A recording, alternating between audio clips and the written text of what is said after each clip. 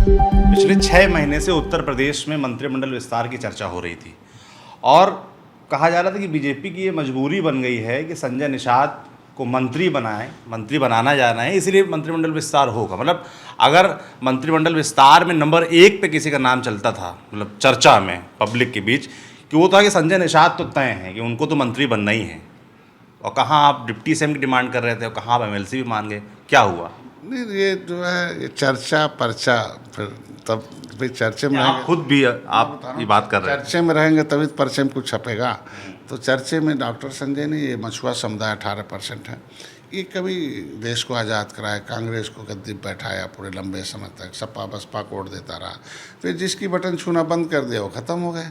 जिन जिन लोगों ने धोखा दिया, कांग्रेस ने फाइल गायब कराई, वो उनसे दोस्ती बंद कर। आपकी बटन क्यों नहीं दब पाई? आप कहाँ रह गए? मतलब एमएलसी पे क्यों मानना पड़ा आपको? मंत्री पद क्यों नहीं मिल पाया? 7 लोग अभी मंत्रिमंडल विस्तार में 7 लोग मंत्री बने, संजय निषाद का नाम क्यों गायब था उस लिस्ट से? मैंने खुद मना कर दिया था माननीय अमित शाह जी के पास कि 2 महीने के लिए मंत्री नहीं बनेंगे हम, और मैं हमें जो भी है आप 2 महीने के लिए मंत्री नहीं बनेंगे, इसका मतलब ये है क्या कि अगर सरकार लौटती है तो फिर आपको कुछ बड़ा पद, मंत्री पद मिलेगा? निश्चित रूप से हमें संवैधानिक पद पर उन्होंने भेजने के नहीं, आप जाओ संवैधानिक पद अपनी आवाज़ उठाओ और अपने समाज को इकट्ठा करो आगे 2022 में।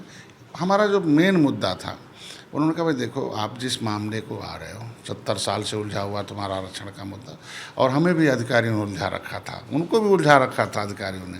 मैंने बताया जो आपके अधिकारी हैं इसमें से 70% अधिकारी पिछली सरकारों ने भर्ती कर रखा है, और उनकी सरकार जाने के बाद इनकी समस्याएं हैं अधिकारियों की। ये एक ही बात रटे हुए हैं जो पिछली सरकार ने रटा रखा कि भाई 1961 में जब आरजीआई ने हमें अनुसूचित जाति की सूची में शामिल करके राष्ट्रपति से नोटिफिकेशन कर दिया, तो अब नया आरजीआई रिपोर्ट कैसे दे सकता है? एक ही विभाग आरजीआई हमारे बारे में 2 बार कहेगा, एक बार कहेगा अनुसूचित है, 2 बार कहेगा पिछड़ा है।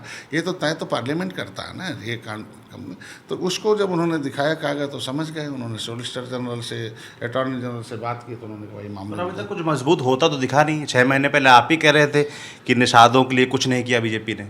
नहीं, हमने कहा भाई जो सही बात है वो तो कहना पड़ेगा ना। जब नहीं किया था तो कहा, अब कर रहे हैं तो इस कह रहे हैं, जो हमारे सामने जो था उसको कह दिया उस समय, अब जो हो रहा उसे कह रहा हूँ, अब काम हो रहा है, अब जल्दी से। आपके विरोधी कह रहे हैं, आपके विरोधी उत्तर प्रदेश में जो हैं वो कह रहे हैं कि संजय निषाद इसलिए मान गए एमएलसी पद पर, इसलिए मान गए क्योंकि उनकी एक सीडी बन गई, उनका एक स्टिंग वीडियो, कथित वीडियो रिलीज़ हो गया, इसलिए वो प्रेशर में आ गए और इसलिए वो एक एमएलसी पद पर मान गए। मंत्री पद के लिए उन्होंने ज़रा यार आगे कोई बात नहीं की।